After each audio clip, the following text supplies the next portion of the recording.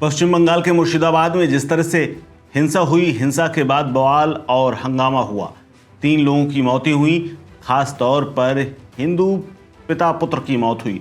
उस मसले को लेकर के मुख्य आरोपी को पुलिस ने गिरफ्तार कर लिया है। मुर्शिदाबाद के जाफराबाद में पिता पुत्र की हत्या हुई थी और इस मामले में एक और व्यक्ति की गिरफ्तारी हुई। इस दोहरे हत्याकांड के सिलसिले में अब तक कुल 4 लोगों को पुलिस गिरफ्तार कर चुकी है। पुलिस सूत्र बताते हैं कि गिरफ्तार व्यक्ति की पहचान जाफराबाद के रहने वाले पड़ोसी गांव सुलिताना के पुरबा निवासी जियाउल हक उर्फ चाचा के रूप में हुई है।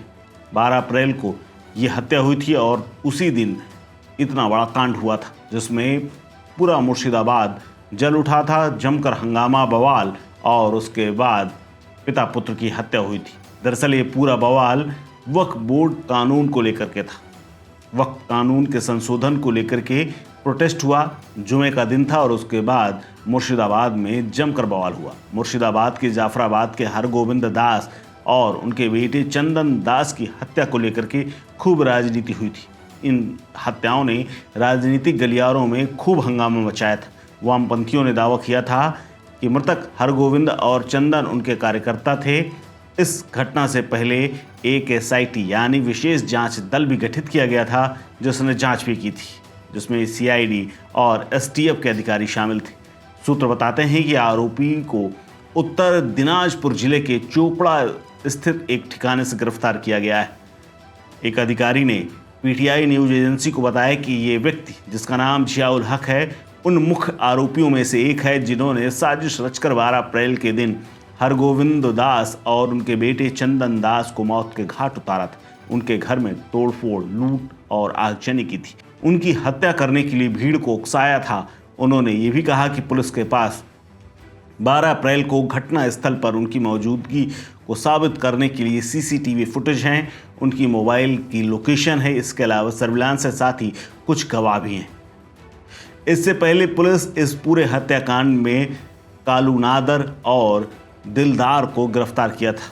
इसके अलावा इंजमामुल हक नाम के एक व्यक्ति को भी पिता पुत्र की हत्या में शामिल होने के आरोप में गिरफ्तार किया गया था। कालू और दिलदार का घर जाफराबाद के पास डोगरी गांव में है। कालू नदाओं को बीरभूम के मुराई थाना क्षेत्र के और दिलदार नदाओं को बांग्लादेश सीमावर्ती सुती थाना क्षेत्र से गिरफ्तार किया गया था। पुलिस को ये पता चला था कि आरोपी बांग्लादेश भागने की योजना बना रहे हैं, जबकि तीसरा इंजमाम एक इलेक्ट्रीशियन है जिसे गिरफ्तार किया गया है। लेकिन आज पता चला कि मुर्शिदाबाद के मुख्य आरोपियों में से एक जियाउल हक को भी गिरफ्तार कर लिया गया है। जांचकर्ता अधिकारियों ने घटना के CCTV फुटेज देखे थे, जिसके बाद आरोपियों की पहचान की गई थी। बाद में उनकी तलाश शुरू हुई, तब पता चला कि आरोपी उत्तर दिनाजपुर में जाकर के छिपा हुआ है। पुलिस ने उसे वहीं जाकर के गिरफ्तार किया। वहीं एक अधिकारी ये भी बताते हैं कि मुर्शिदाबाद हिंसा के मामले में 100 से ज़्यादा प्राथमिकियां यानी FIR दर्ज हुई। इन मामलों में अब तक 276 लोगों को गिरफ्तार किया जा चुका है।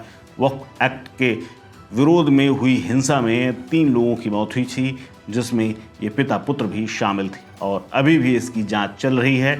लगातार माहौल तनावपूर्ण है। हालांकि जुमे वाले दिन के बाद से यहाँ कोई तनाव नहीं हुआ, ना ही कोई हिंसा हुई, लेकिन इलाके में तनाव बरकरार है। पुलिस अभी भी तैनात है और मामला संवेदनशील बना हुआ है।